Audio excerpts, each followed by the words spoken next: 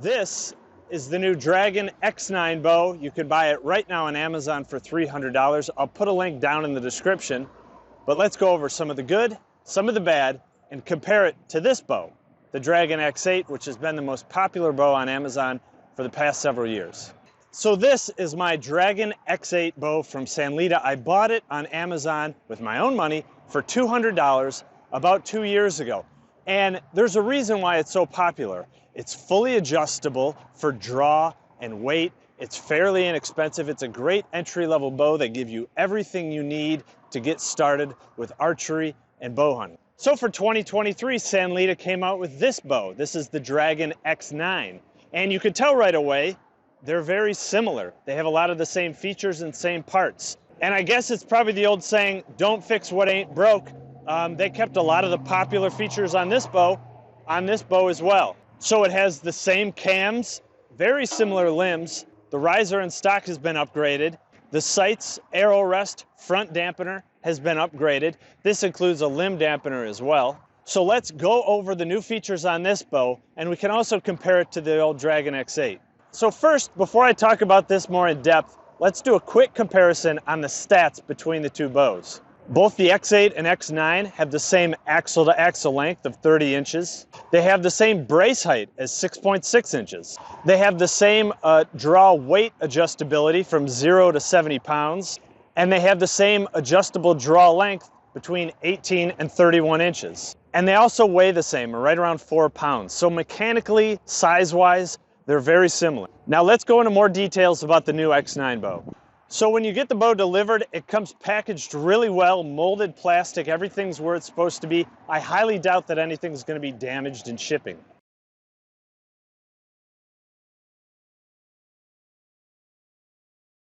As far as assembly, it's pretty straightforward. You just use Allen wrenches to attach the sight, and then different Allen wrenches to attach the arrow rest.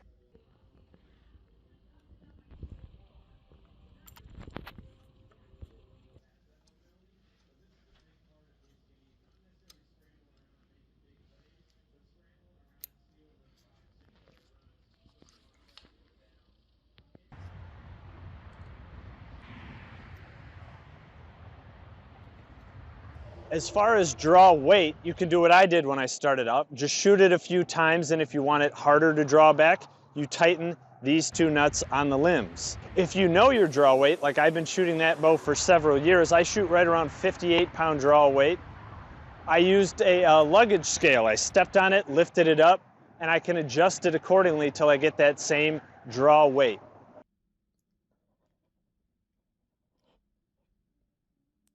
One thing I did notice is even though I set these up for the same draw weight and same draw length, so on the X8, I was kind of maxed out on my draw weight for this length. I had these tightened all the way down, and it gets right around 58 or 60 pounds. You can see it's tight between the limb here.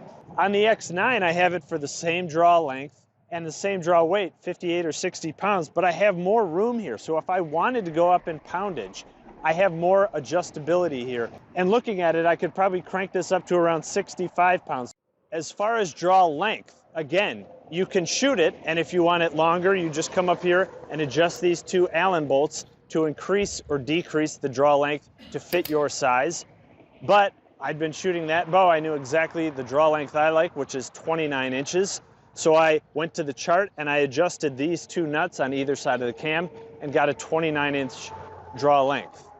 One note is they give you a whole bunch of Allen wrenches, so you have to deal with 5 or 6 of these Allen wrenches. It's a bit of a pain. It would have been nicer if they would have upgraded to something like this, an all-in-one type of Allen wrench set, so you didn't have to fumble around and drop these Allen wrenches and lose them on the ground. So something like this would have been a little nicer.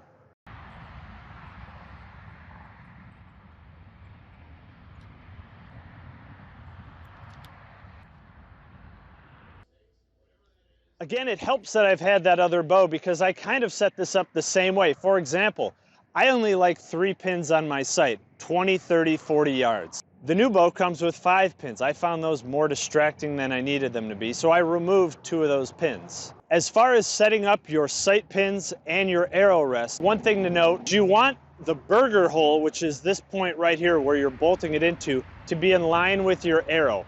And that takes a little bit of trial and error shooting it. You can kind of eyeball it when you set it up.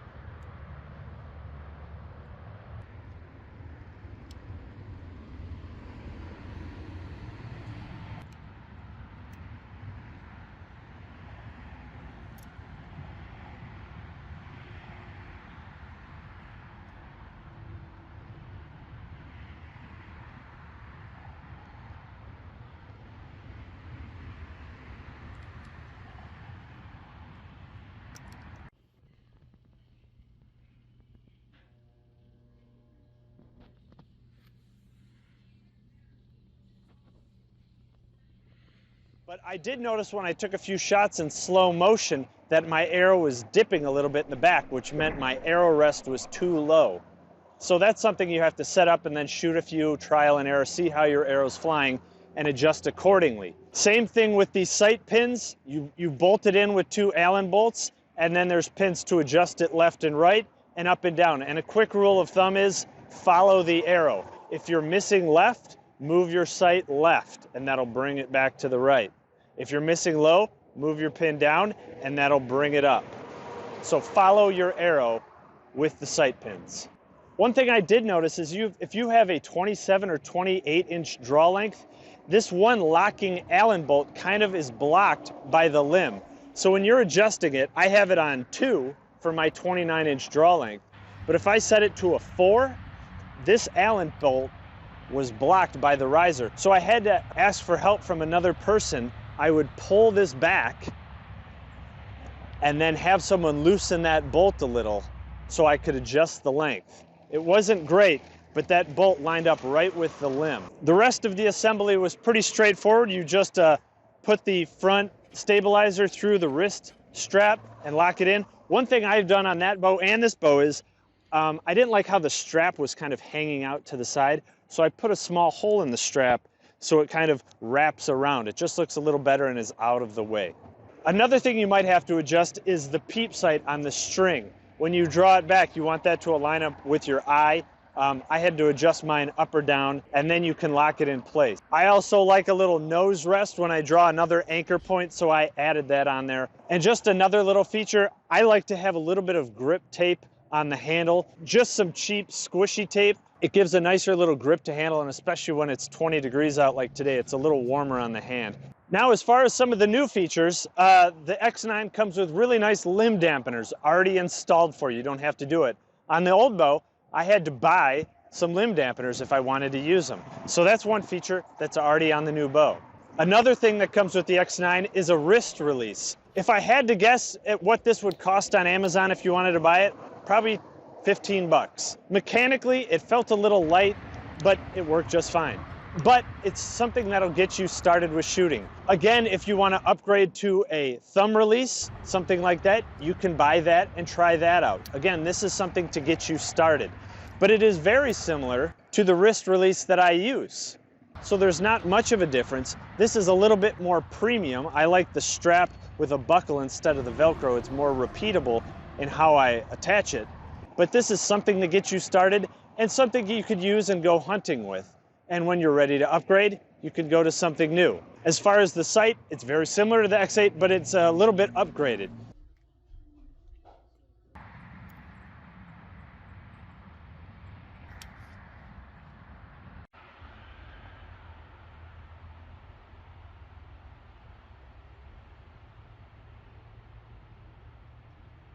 Same thing with the arrow rest. Very similar. It's a 3-brush arrow rest. But it's a little bit upgraded and more robust that came with the old X8. On the X8 now, I upgraded it to a real whisker biscuit arrow rest, which I like. This has been surprisingly good, but I think if I shot this more in the future, I would also upgrade this to a whisker biscuit arrow rest. So as far as arrows go, these are the arrows that come with the kit, and in some respects they're quite good, in others they can use improvement. So when I cut this down to 28 inches, I cut it down and I usually add a 100 grain insert.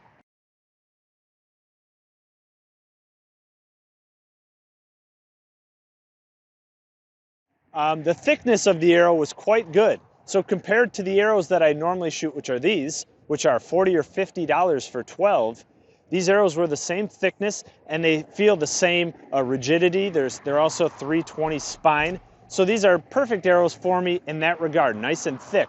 I've seen some arrows you could buy on Amazon that are really thin-walled and they shatter and they break. They're not as good. These are much more robust. Now, one issue I saw was first with the nocks. They had a metal insert and then the plastic nock fits on that. It didn't really snap into the string very well, and a couple of these nocks were loose and spun right off. Again, that could be fixed with a little bit of super glue, but it was just a small issue. The main issue I found was the fletching. So in the 6.6-inch brace height, with these normal arrows I use, I put it through the arrow rest and snap it into the string. With the arrows that came with the kit, they wouldn't fit when it wasn't at draw. So I would have to snap the nock into the arrow and then try to put it into the arrow rest, and the fletching hit. So the fletching interfered when it wasn't at draw with the arrow rest. When I drew it back, it was fine and it released fine, but when it was not at draw, the fletching in the arrow rest brushes hit, which was kind of annoying. As you could see, when you line these up, the arrow rest is right about here. But I'm guessing by the time you look on Amazon or go to buy this issue might be fixed. Hopefully the company's seen this and they fixed that issue. Either shortening the fletching, moving it back, or moving the arrow rest forward. Do something to fix this issue. I bet they're going to fix the arrow somehow. And one other feature that would have been nice is some string wax. Just a little thing like this for 50 cents. You can wax the string and keep it nice and clean.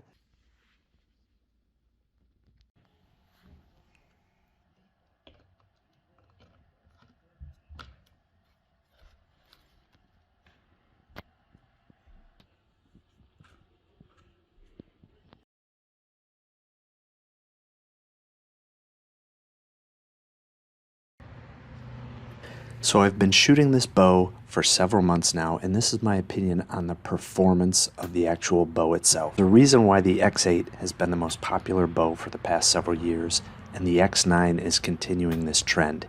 It's just a fun, easy bow to shoot. It's got a smooth draw, there's no peaks and valleys in the draw. Some bows will have a little bit more let off, maybe more than 80%, but they have not a smooth draw. There's a big hump in the draw cycle before the let off. This is just an easy bow that anyone can draw and shoot. Everything is really consistent. The back wall is consistent and nice and firm. It's a quiet bow to shoot. It's got a dead in the hand feel, which means it's well balanced on the release. What you really want, especially in hunting, is consistency. You don't want any surprises when you're out in the woods. You don't want anything that you have to adjust and tweak. You want a bow that will be consistent and shoot the same way every time. And so the balance and the limb dampeners are a nice add-on and make this an even easier bow to shoot than the X8. It is definitely an upgrade. Now you might be looking at this review and seeing all the little add-ons and features and saying they're not as premium, but I can tell you that the core bow itself, the cams, the limbs, the risers, are all really well made and compared to bows several $100s more. The base bow itself is the well-made part of this kit. So let's talk about the pros of this bow. Now first is the price. That's probably what's going to draw you or get your attention more than other bows. It is several $100s cheaper than comparable bows in its same category. The next pro is the adjustability. It's easily adjusted. It will fit any person's size, a teenager, an adult. You can hand it to them and it can be adjusted without tools. You don't have to go to an archery shop to adjust it. Another pro is it has everything. So even if you spend more money on those other bows, you're not ready to go out and hunt. You need to buy more things. This comes with arrows. It comes with a case. It comes with a quiver. It comes with an arrow release. Now, these things can be upgraded as you use them more, but if you're getting this for someone else, a gift, or you're just getting started, it has everything you need to start hunting and start shooting a bow. Now some of the cons. Number one is the arrow rest. I upgraded to a Whisker Biscuit on the other one, and even though this is a little bit better arrow rest, I like the Whisker Biscuit instead. In the woods when you're hunting, I think less is more. You want it simple. But I do like the Whisker Biscuit a little bit better. It feels more secure than this 3-brush arrow rest. Again, something I mentioned, it was a little annoying dealing with all these Allen wrenches that you drop and lose. It would have been nice to have a little tool with all the Allen wrenches right in there. So as a comparison to other bows you might be looking to, this could be compared with a Bear Cruiser G2, which is $349.